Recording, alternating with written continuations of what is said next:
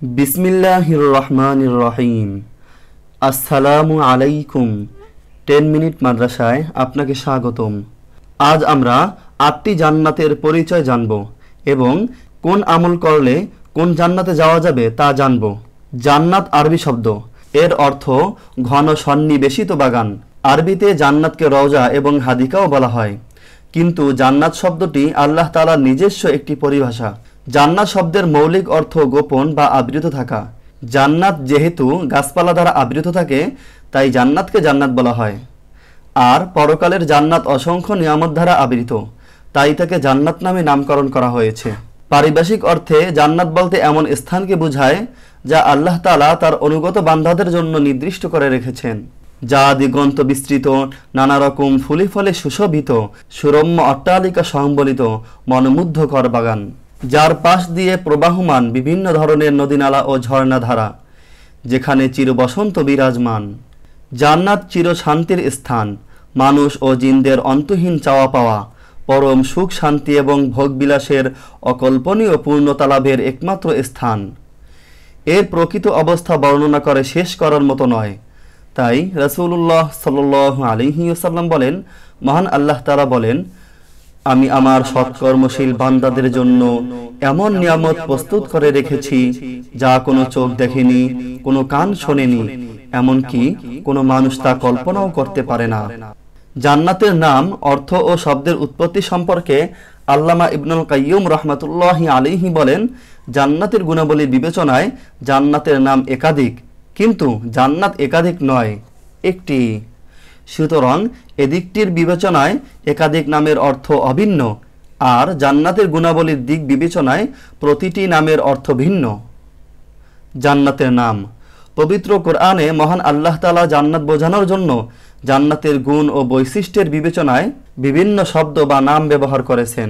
সেখানে 8টি নাম পাওয়া যায়, যেমন জান্নাতুল ফিরদাউস, জান্নাতুল নাঈম, জান্নাতুল মাওয়া, জান্নাতুল আদন, দারুস সালাম, দারুল খুলদ, দারুল মাকাম, দারুল করার।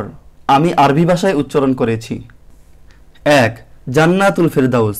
ফেরদাউস এমন বাগানকে বলা হয় যাতে সব ধরনের গাছপালা এবং বিভিন্ন বাগানে যা থাকে তার সবই এক জায়গায় এখানে পাওয়া যায়। জান্নাতগুলোর মধ্যে সর্বশ্রেষ্ঠ জান্নাত হচ্ছে জান্নাতুল ফিরদাউস। এ জান্নাতের উপর আল্লাহর আরশ অবস্থিত।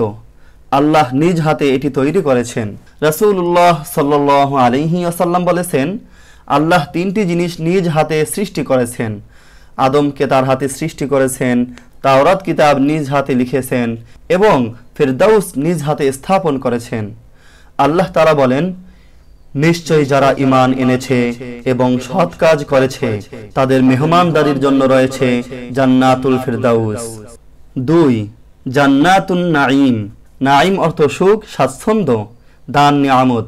জান্নাত খাদ্য পানীয়, সুখ, স্বাচ্ছন্দ্য, অবাধ স্বাধীনতা ইত্যাদি বিভিন্ন ধরনের নিয়ামতে পরিপূর্ণ, তাই নাঈম নামে নামকরণ করা হয়েছে। আল্লাহ তাআলা বলেন, নিশ্চয়ই মুত্তাকিদের জন্য তাদের রবের কাছে রয়েছে নিয়ামতপূর্ণ জান্নাত। জান্নাতুল মাওয়া। মাওয়া শব্দের অর্থ ঠিকানা বা প্রকৃত আশ্রয় স্থল। নেককার ও শহীদদের রূহগুলো এখানে এসে আশ্রয় নেবে, এখান থেকে তারা আর বাইরে বের হবে না। এজন্য এর নামকরণ করা হয়েছে জান্নাতুল মাওয়া।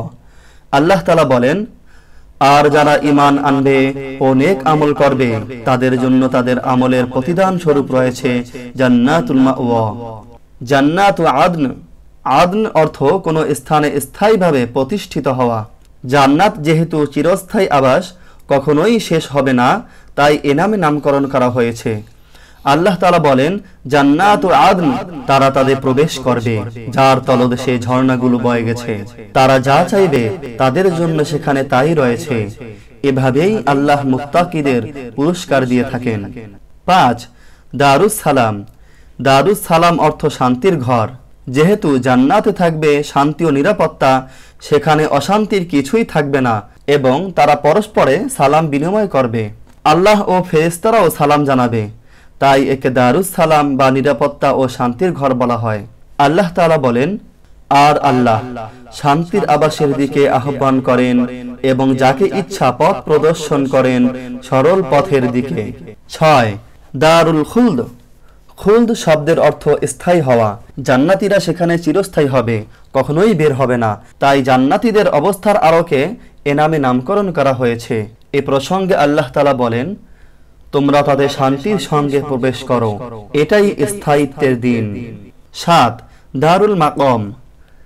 দারুল মাকাম অর্থ স্থায়ী আবাসের বাড়ি। জান্নাত হচ্ছে প্রকৃত স্থায়ী আবাসের বাড়ি। এখান থেকে কাউকে কখনো উচ্ছেদ করা হবে না, তাই এ নামে নামকরণ করা হয়েছে।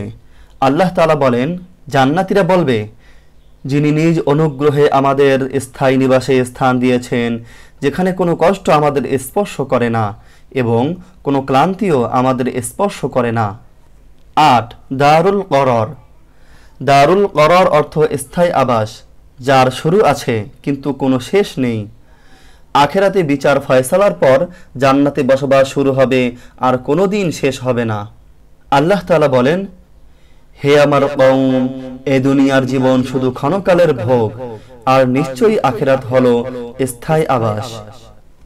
এবার আমরা জান্নাতের দরজাগুলোর নাম জেনে নিব। হযরত ইবনে মাসউদ রাদিয়াল্লাহু তাআলা বলেন, রাসূলুল্লাহ সাল্লাল্লাহু আলাইহি ওয়াসাল্লাম ইরশাদ করেন, জান্নাতের 8টি দরজা রয়েছে, 7টি দরজা বন্ধ, একটি মাত্র দরজা তওবার জন্য খোলা রয়েছে। হযরত মুয়াবিয়াহ ইবনে হায়দাহ রাদিয়াল্লাহু তাআলা আনহু বলেন, রাসূলুল্লাহ সাল্লাল্লাহু আলাইহি ওয়াসাল্লাম ইরশাদ করেন, জান্নাতের দরজার 2 অংশের মধ্যকার ব্যবধান 40 বছর পথ চলার পরিমাণ। এমন একদিন আসবে যে এতে খুব ভিড় হবে। হযরত আনাস ইবনে মালিক রাদিয়াল্লাহু তাআলা থেকে বর্ণিত, রাসূলুল্লাহ সাল্লাল্লাহু আলাইহি ওয়াসাল্লাম বলেছেন, জান্নাতের 8টি দরজা রয়েছে। দরজাগুলোর নাম হলো: 1 বাবুল মুসাল্লিন, 2 বাবুস সাইমিন, 3 বাবুস সাদিকিন, 4 বাবুল মুতাসাদ্দিকিন, 5 বাবুল কানিতিন, 6 বাবুল যাকিরিন, 7 বাবুস সাবিরিন, 8 বাবুল খাশিঈন।